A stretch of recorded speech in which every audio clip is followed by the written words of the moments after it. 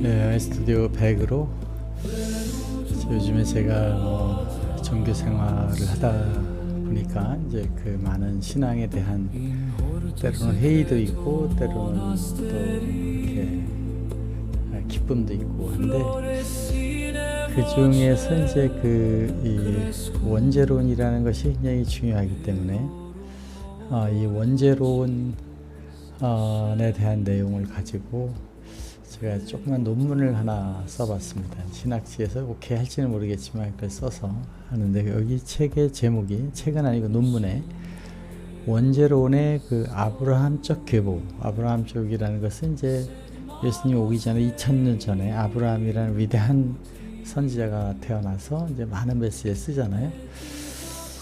그거하고 이제 창세기 3장 타락한 이후 타락 때문에 역사가 이제 좀 복잡하게 됐다. 그 다음에 그것을 예수님이 오시면서 어거스틴의 신학적인 그 해석, 즉 원죄론을 만들었죠. 원죄론이라고 하는 것은 우리 기독교에서 아주 중요한 사실은 그 스타트 포인트입니다. 세상이 이렇게 복잡하고 우리가 사는데 어려움은 심판을 받아서 그렇다. 그렇게 해석하는 거죠. 만약 그런데 그것이 우리가 생각하기에 따라서 우리가 만든 세상이냐 아니면 신이 지금 이 퍼니시먼트를 해가지고 이렇게 됐냐는 거를 해석하려면은 이 원죄론을 바라봐야 됩니다. 그래서 이제 그 타락 이후 하나님이 나타났던 창세기 3장 그 다음에 그 다른 이제 유대교 아브라함 이후에 나온 그 유대교, 천주교, 기독교 또 그 그리스 정교회 그리고 이것을 보는 거죠. 또 그 마호메트의 그 이슬람까지를 놨을 때의 그 창세기 부분 타락에 대한 시각은 어떻게 되는가를 가지고서 제가 분석을 해봤습니다. 우선 이제 이 교회들이 유대교, 기독교, 이슬람교는 그 뿌리가 같은 창세기를 쓰는 그 하드웨어를 공유하는 거죠. 다 같이 쓰고 있는데 그것이 그 아담 이후의 그 운영체제, 기독교라는 운영체제, 이슬람교의 운영체제, 유대교의 운영체제가 다른 거죠. 그 펀더먼탈은 같은데 그 오퍼레이팅 하는 게 다르다는 관점에서 이제 같은 뿌리에 코드가 다르게 지금 되고 있다. 이렇게 해석을 할 수가 있는 건데, 그거를 이제 이제 공유된 부분, 이제 창세기 공유된 부분을 보면, 한가운데에 선악과 나무가 있었다. 선악과는 왜 에덴의 정중앙에 배치되었는가? 이것이 의도적인 거냐, 실수냐, 아니면 트랩을 가지고 그걸 살아나는 사람만 살려내고 죽는 애는 그냥 영원한 형벌에 가느냐, 죽음에 가느냐, 이런 것이죠. 그래서 이것을 따먹었을 때에 이제 그 형벌로 가느냐, 아니면 그걸 통해서 성장하는 거냐. 지금 뭐 역사 계속 진행되고 있으니까. 따먹었는데 지금 진행되고 있잖아요. 근데 이 진행을 프로그레시브로 봐야 되느냐, 아니면 월스트로 더 나빠지는 거로 봤을 때에 역사가 프로그레싱 하고 있다라고 보면 이거를 그 성장의 시작으로 보는 관점의 시각이 이제 필요하다는 가정을 하게 되는 거죠. 그런데 여기에 이제 유전이라는 팩터가 있어가지고 이게 그냥 나자마자 불행히도 너는 지옥이다. 그런 식의 이제 죄책감과 회개와 이유 없는 회개를 해야 되는 상황이 되는 거예요. 이런 논리에 대해서 한번 살펴본 겁니다. 이 논문에서는 우선 이제 그 중요한 것이 있습니다. 이 원죄가 어디부터 나왔는가 이거를 이제 따져보면 원죄론을 만든 그 어거스틴이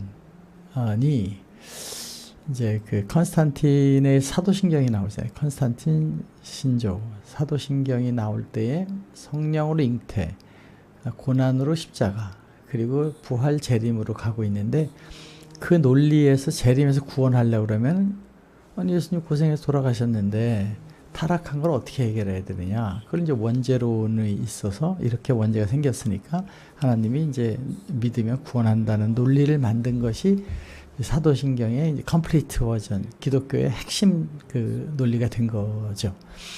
근데 여기서 그 원죄론을 해석할 때 이 헬라어에는 헬라어를 라틴어로 바꾸잖아요. 그 바꾸는 것을 이제 어거스틴이 했는데 그때 헬라어 원문에는 에포호라고 이렇게 써 있었다 그래요. 이것이 뭐뭐 때문에 여기 이제 에포호라는 그 헬라 본문에 있는 거를 번역할 때에 이제 아담이 선악과를 따먹은 것으로 말미암아 타락한 그것으로 인하여 그런 때문에 이렇게 되는 거죠. 그런데 이 라틴어로 번역할 때에 여기 인코라고 이렇게 번역을 해서 아담 안에서 죄가 번역이 된 겁니다. 원래 원문에는 아담같이 아담 때문에 그런 것을 죄가 이제 아담이 죄를 지어서 그다음 태어나서 또 죄 있는 그 환경이 그런 줄 알고 살 수 있고 하는 그런 때문에로 돼 있는 거를 아담 안에서로 해석하면서 이것이 그 유전적인 존재론적 선고가 되는 그런 것이 만들어졌다. 이거는 이제 보편적인 거죠. 그 사람 죄를 지니까 나도 옆에 가서 놀다 보니까 죄를 졌다 이렇게 되는 것이 있었다면 여기서는 이제 다른 것이다. 이것이 놀랍게도 1600년 동안의 원죄론을 딱 만들어내게 됐다라고 볼 수가 있습니다. 이것은 책자니까. 책자는 성경이 아니잖아요. 성경에 있는 내용을 가지고 했다고 하지만은 그 번역의 문제에서 이 원죄론이라는 게 나왔다라고 보면 우리는 이거 다시 한번 심각하게 생각을 해야 된다. 이게 이제 그 5세기의 그 아구스티누스가 이제 태어날 때부터 죄인이다 딱 책을 만들고 뭐 주교였고 강력한 그 교권을 갖고 있는 데서 그걸 논리로 만들었고 이것이 그 11세기 1200년도에 안셀무스에 의해서는 이게 이제 그 만족설 즉 그 신의 명예를 회복하기 위해서는 전부 다 이렇게 가야 된다 이거 확인해 주죠. 그리고 그 종교개혁이 있었던 16세기에는 형벌 대속론 더 강력하게 켈빈 논리가 합니다. 이것은 법정원으로 고쳐 그래가지고 하나님의 공의는 반드시 형벌을 해야만 된다 이렇게 팍 한 겁니다.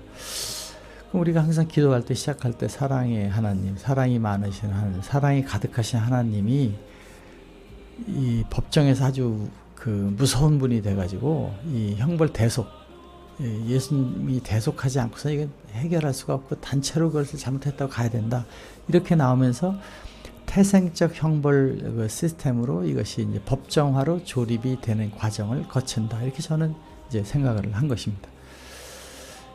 그런데 이것이 이제 이 동방정교회나 컨스탄틴 그때 이제 그 둘로 분류되잖아요. 분류돼서 그리스 정교회와 이제 로만 캐톨릭으로 분류가 되는데 뭐 저쪽 약간 이단화한 거죠.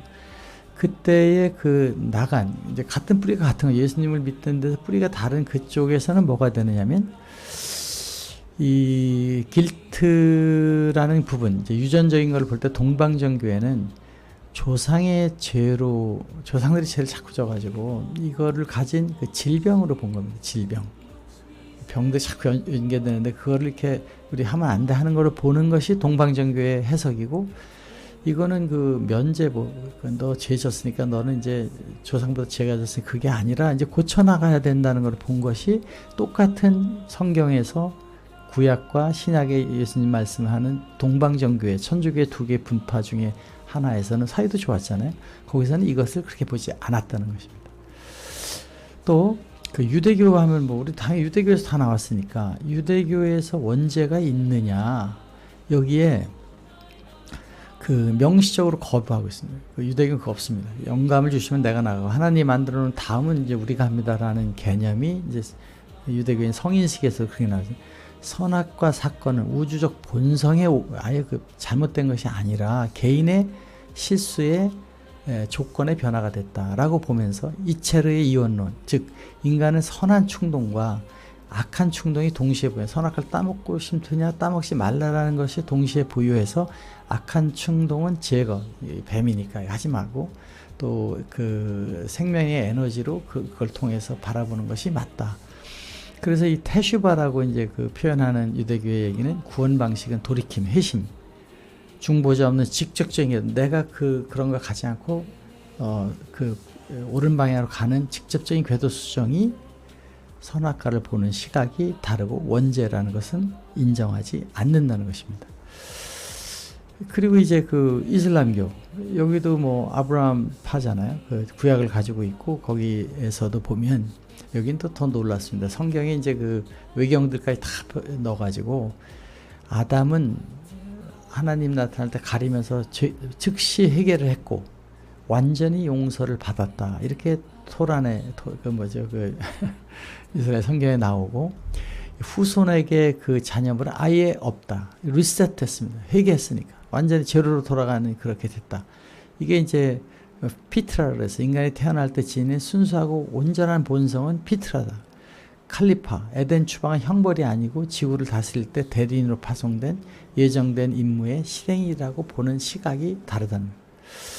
지금 이제 여기서 제가 주장하는 이 네 개의 비유는 지금 서방기도회에서 타락, 형벌, 대속, 믿음은 천당에 가는, 믿음을 예수님의 사랑을 실천해서 천당을 느끼는 것이 아니라 믿었으니 간다 이렇게 나오는 건데 동방정교회는 그 유전이 아니고 우리 병이 든 거죠. 타락한 세상에 병든 데 와서 치유와 합의를 해서 하나님으로 변화갈 수 있다라고 보는 것이 똑같은 천주교 안에서도 두 가지가 있다. 유대교는 아예 부정입니다. 계명을 수행하고 그 돌이킴, 구원은 이제 자기가 나쁜 생각을 많이 하는 돌이켜서 가는 그런 것이 유대교의 기본 논리가 돼 있고 이슬람은 아예 원죄 이런 거 다 타락하는 순간 다 용서받았고 회개했고 출생할 때부터 순수하게 태어나고 또 그걸 이제 순종하고 그 하면서 이 피트라를 다시 그 리바이벌하는 회복이 되면서 신앙은 감사와 기억을 통해서 가는 것이다. 이렇게 그 구분이 됩니다. 그러니까 우리가 지금 그 메인으로 이제 우리나라 주로 이 서방 기독교 이거는 우리 기독교만이 가지고 있는 전적 타락이라는 아주 비관적이고 그 도저히 우리가 할 수 없는 그 영에 있고 오직 예수를 믿는다. 추상적이죠. 믿으면은 예수님이 구원해 준다라는 개념으로 발전하게 됩니다. 저는 이제 이것을 이런 강력하고 또 그 쉬운 방식으로 구원을 되기 때문에 교회가 빨리 갈 수 있었다. 그 시대에는 그렇게 하는 것이 모든 사람들이 세상을 해석하는데 이거 우리 죄구나 이렇게 생각하고 가는 것이 있었지만 지금 밀레니엄 시대에 이것은 변화되는데 이런 내용에 대해서는 이레나이우스라는 분에 의해서 창세기 1장 26절 두 단어를 신학을 제공합니다. 이것은 이제 이레나이우스는 아담은 완성품으로 나와서 타락 안 할 수 있는 것이 아니라 그 성장의 훈련장에서 그 안에서 안 따먹으면 성장하는 것을 이렇게 빌드업한다.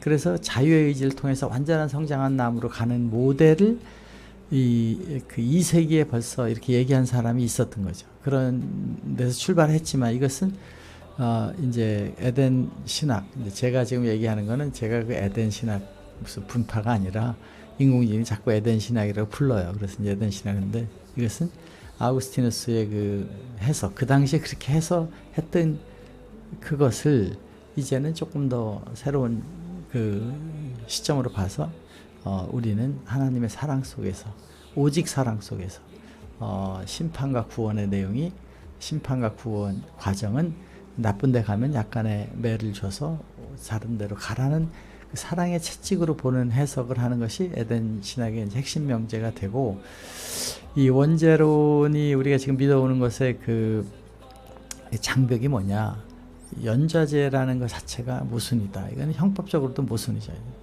그 다음에 이제 두 번째로 그 어거스틴이 해석하는데 번역에 실수가 있었다. 커다란 실수가 있었다. 그 다음에 이제 대속의 그 법리적인 것이 좀 어색하다. 아니, 하나님은 잘못된 하나님이 와서 고생을 해서 하나님이 또 그걸 믿으면 살려준다는 거는 법리적으로 좀 이해가 안 간다. 공정성. 아니, 다른 교회들은 다 괜찮은데 우리만 이렇게 한다. 이게 좀 극단적이고 내용이 있지 않나 이것이고. 현재 삶의 의미를 약화시키는 지금 여기서 하는 거 아무 의미 없고 지금 과학 발달, 예술 발달 다 의미가 없고 오직 믿으면 저쪽에 간다는 어떻게 보면은 제가 고민했던 이제 공학을 이거 왜 하는가라는 그런 부분을 약화시키 지금 삶이 소중하지 않고 저기 가는 게 중요하니까 약화시킨다는 겁니다. 그 다음에 이게 두려움을 줘요. 신은 무섭고 알지 못해서 어떤 판단할지 몰라가지고 내가 죽어도 이게 잘한 건지 뭔지를 모르고 이런 것이 그 두려움 기반의 신앙에 한계를 주고 있다는 것입니다. 그래서 이제 제가 생각하는 5가지 명제가 있습니다. 맞다는 게 아니라 저는 그렇게 생각합니다. 첫 번째는 인간은 신의 창세기 때 신의 입김으로 우리 안에 신의 디바인이 돼 있고 그것이 궁극의 자신이다. 신이 창조할 때 몸과 입김. 그 입김이 우리 생명이라는 건 당연히 그렇게 생각할 거 아니에요. 그걸 난 디바인이라고 보자. 그 다음에 선악과는 이제 그 유혹을 항상 우리 마음속에 받으면서 이겨나가는 성장의 수단이다. 그 아픔, 이제 그 좋은 공부를 하는데도 힘들 수가 있고, 뭘 만드는데 고난이 있죠. 그것은 화이트 페인으로 성장하기 위한 축복의 그 과정으로 있는 것이라고 봐야 되지, 그것이 벌로 주는 것은 아니다. 천국은 지금 여기서 그 선악과를 안 따먹고 열심히 세상을 살아가면서 가는데 천국이 있다. 그리고 신앙의 동기는 그 사랑을 실천하고 사랑을 확인하고 자기가 행복 속에 있기 위한 것이다라는 이 5개의 명제를 가진 에덴 신학의 책을 이제 쓰게 된 겁니다. 그래서 우리는 결론적으로 피고인, 이제 죄를 져서 가서 심판받는 것이 아니라 이 삶의 속에서 행복하게 가는 것이다. fear, 원죄로 불안, 공포가 아니라 더 많은 사랑과 그 현실 속에서 이걸 만들어가는 것으로 돼서 이제 요한복음 10장 10절 우리는 생명의 길로 진리로 가는 것이 이제 우리의 삶이고, 이런 의미에서 오늘 그 원죄론에 대한 얘기를 가지고 조금 다른 시각으로 한번 생각하는 내용을 담아왔습니다. 여러분, 멋진 또 한 주가 시작됐습니다. 이 한 주에서 더 아름다운 이야기로 우리의 삶을 더 풍요롭고 행복하게, 이렇게 예수님 모든 사람이 짐진 자들은 다 내게로 와라, 내가 너희를 편안하게 하겠다는 그런 뜻의 신앙으로의 얘기가 되기를 바라는 마음에서 한번 아이스의 새 버전으로 한번 녹화를 해봤습니다. 감사합니다.